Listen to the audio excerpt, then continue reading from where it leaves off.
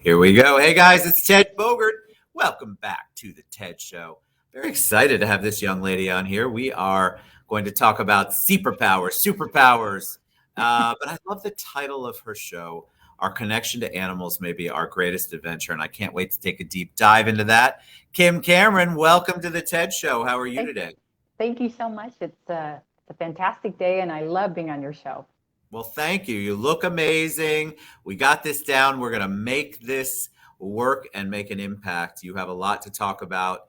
And I want to take a deep dive into animals, and I want to take a deep dive into the movie. I want to know all about you. But before we do that, I was telling you before we went live that the audience loves an origin story. They want to kind of know how you came to be where you're at right now. So would you share some of that with us? Well, for sure. I mean, I grew up in Southern California, but I've bopped around the United States. So I've probably lived in about 10 different states at this point, and right now I'm in Florida. Yay, me Yeah, too. You're South Florida, right? yeah, I'm South Florida, down here on Miami Beach, which today Beautiful. is gorgeous day outside. I But love Miami, and I especially love Miami Beach. I'm in Orlando. oh, okay, not far, just up Not the far. road. Um, and I because I grew up in very close to the beach in California, I have this passion for the ocean. Anything water is kind of my thing. So I like to stay. I'm much happier if I'm closer to the water than not closer to the water. And that sort of gives me my inspiration for whether it's my music or my movies or whatever. So that's kind of my thing. Love it. Um, I even had an album that I called Naturally Yours, and every single song was about elements of the earth that we sometimes take for granted. So So talk about that. Did you always have a passion for the earth and it's one thing to have a passion as a kid. It's another thing to allow that to be part of your life as an adult, part of your life's work, part of your passion as an adult. What was that like? How did you figure out how you could do all the things that you wanted to do and still stay close to the water, embrace animals, which we'll talk about, and still do your music? What was that like going from a kid maybe who loved that to an adult who made it your life's passion? I give a lot of the credit to my parents because they were always, I mean, we didn't have a lot of money growing up. So what they ended up doing was we did the whole caravan across the country to see the various parts. But, you know, the one thing that was free was going to all of the national parks. And so that's what we did. And we hiked and we camped. And I just became a lover of all the outdoors. And in fact, I hated being inside. It was like my absolute worst thing is to be inside. So I think that I give that credit to my parents because that's really where I felt most happy is when I was outside with nature. And once you've got that passion for it, that doesn't really go away. I Yeah. mean, you start working inside and all you think about is when do I get to leave and when do I get to be outside? So I think that's always been with me. Well, yeah, like someone like you, I would imagine, yeah, being cooped up in an office building or an office cubicle or at a desk probably has its moments, but certainly not where you want to be. No, no, never want to be there. So let's talk Never. about. I told you the title. I've never had anybody have a title of a show quite like this. And I read it a few times. Our connection to animals may be our greatest adventure. I'm a big animal lover. I have such a passion for animals. I want the world to be better to animals, but I've never heard it phrased quite that way. So, how, in your mind, is our connection to animals our greatest adventure? Well, if you think about it this way, if we try to understand animals a bit better, then you naturally want to take care of them and take care of the environment that they are, living in. Yes. So, and once you do that, you have this sort of, you know, I'm going to take care of you, and they reciprocate. I mean, people don't really give animals enough credit, but there's enough, YouTube videos out there that people have captured that they're a lot smarter than, and they're a lot more aware of their surroundings. And there's a lot of people who talk about what we need to do to protect our environment. But I think it's sometimes people make it more complicated than it really is. And those are some of my messages that I say to kids when I go to the schools, which is it's the small things that really can make a very big difference. So if you see trash on the ground, you pick it up, right? Because Right. that goes someplace. And whether it's recyclable or wherever, getting it out of, turtles who are on the beach, or getting it away from dogs or cats. And sometimes they don't know. It smells good. They eat it. They get sick, So you really can get a different level of not only helping the environment, but helping the animals. And then that connection forms naturally. Agreed. And I think that it's amazing to me, people who discount. I can't watch, of course, any video that has Sarah McLachlan singing in the background. I can't watch any of that because it just breaks my heart. Yeah. And so, but what I do love to watch is animals who I feel like we don't understand how absolutely intuitive and much more emotionally and connection based that they really are. They feel, they acknowledge, they understand in a way that we don't understand. But I can tell you that they understand from personal experience what we're going through, how we're feeling. And it's a blessing. I think I did not grow up with animals, which is interesting. And so I was always leery, but my wife, not leery, but I just didn't know. Always loved them, but didn't know. And then my wife grew up with dogs. And so we started to have pets, and I realized what I had been missing. Because they're not pets, they become family. They become family. Yeah. I grew up with a couple of pets, but not an abundance. They were mainly like strays that I wanted to take care of until they passed on. But yeah, definitely my passion for animals kept growing as I matured. And they are animals, but they are part of the family. I mean, Absolutely. You take care of them, you feed them, you call them a name. It's all of those. And you mourn. We lost 7 months ago ish. We lost one of our amazing family members, and it was still to this day when we talk about it at 7 months later, it's still heartbreaking. And so I think that you make a connection like no other. And so I think that you find that I believe that people again underestimate the power of animals in our lives and how much they can change them for the better, and how much they do feed us back some incredible unconditional love and support. Yeah, I couldn't agree anymore. And what they're doing in some of the VA hospitals with some of these animals, and the warriors who have PTSD, it's just incredible. And again, it's another way to look at, if we do connect to animals, it really can be our best adventure that we could live. So good. I've taken that theme, and that's really how I built my first feature film, which is now out. And yes, I can't wait. All right, so tell us all about that. This is exciting stuff. Tell me. So it was released officially as a Dove Original project on December 10th.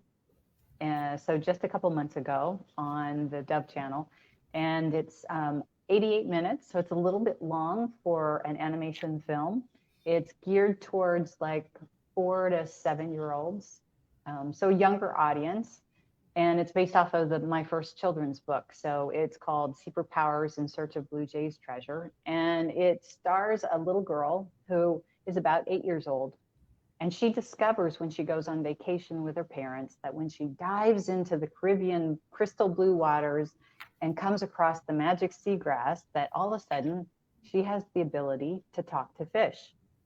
So she befriends an octopus and a starfish, and they go on this adventure together. The adventure is searching out for Blue Jay's treasure. So it's a treasure hunt.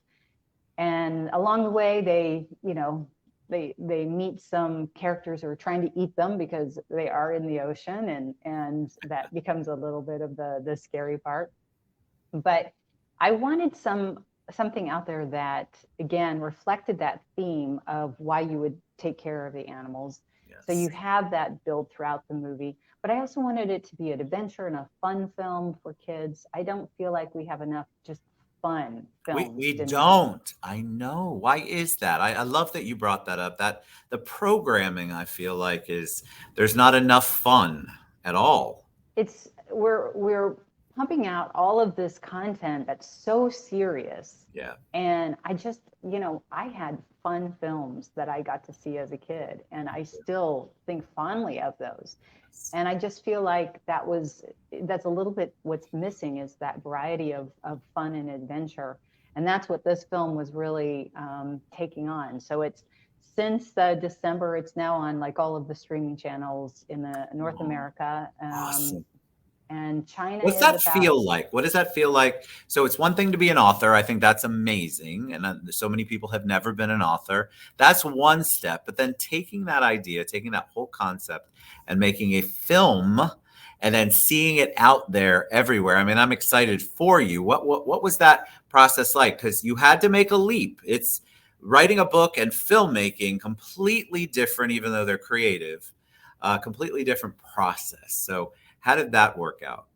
well, I was the director and the producer of this film. So not only did I write the screenplay, but I did all the other jobs in between. And it was, I won't say that it was easy, because it was super, super hard, but it was so rewarding once you had it done. And you're taking a leap of faith, right? Will this really be seen? I mean, will people really want to buy this film? Yeah.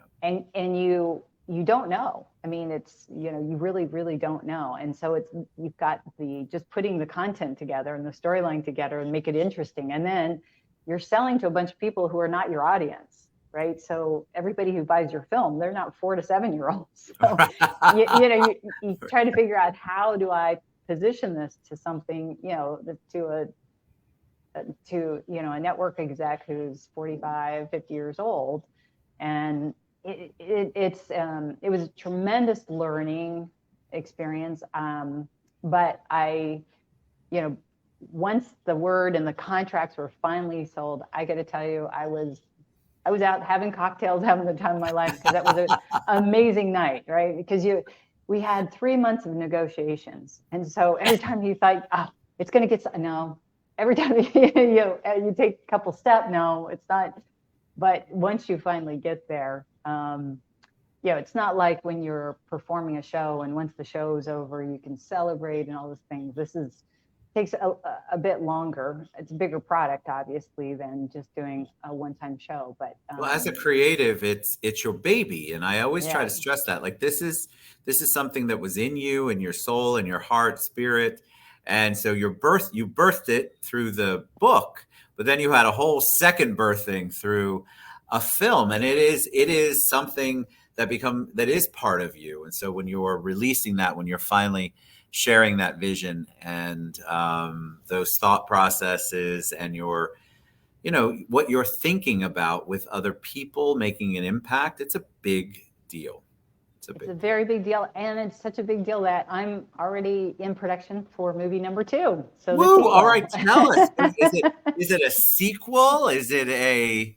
Well, the Seaper Powers children's book is a series. So I've actually written 5 in the series. This is the second book in the series. And this one actually stars Vanilla Ice. So we're spicing it up a little bit. It was really fun to work with him.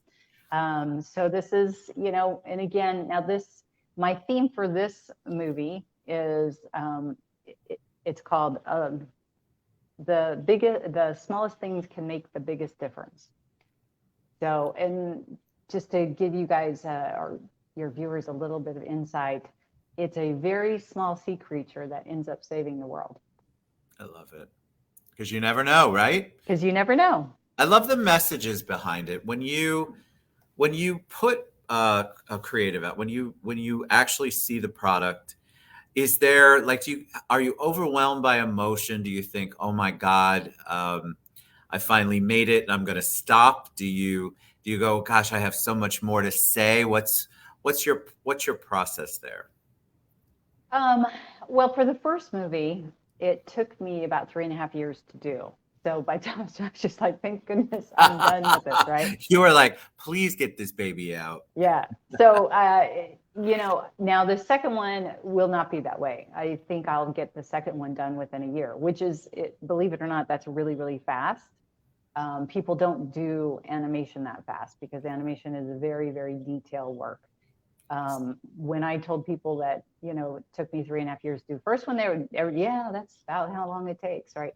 So movies are a little bit different than when I write a song. I'm like super, oh, I'm done, I can't wait, because it's such a short period of time for writing songs. But when you're working on projects that are this big, it's a lot of times you're just tired. Well, I would imagine, because you're trying to make it. I'm sure as a creative, you want to make it so it's as perfect as possible. It's reflecting exactly how you want it to be, how you want it to look, the message, the wording. I mean, there's a lot that goes into, especially since you wrote it and got involved in the production of it and did all of that. It's a Herculean task. It's big. Yeah, but I love it. I mean, I love every part of it. I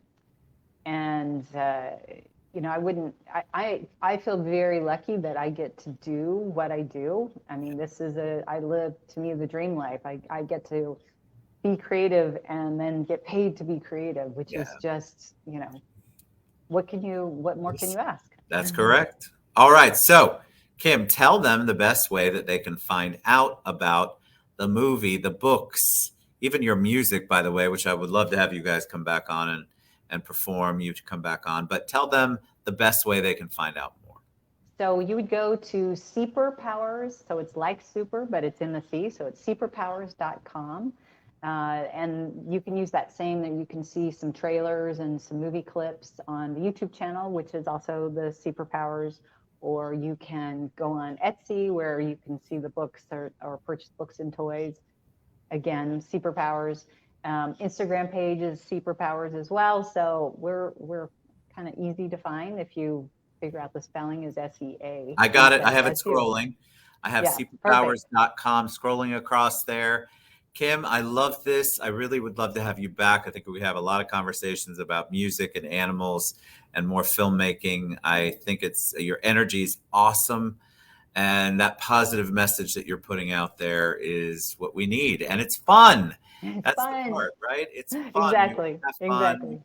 You can give a positive message and still have fun. And I think you're 100% right. We miss out on that, especially a lot with kids programming. Thank you for being on the show. I really appreciate you. All right. Go to seaperpowers.com.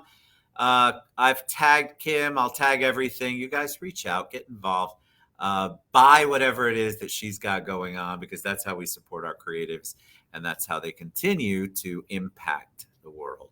All right, Kim, thank you. We'll see you guys soon. Bye, everybody.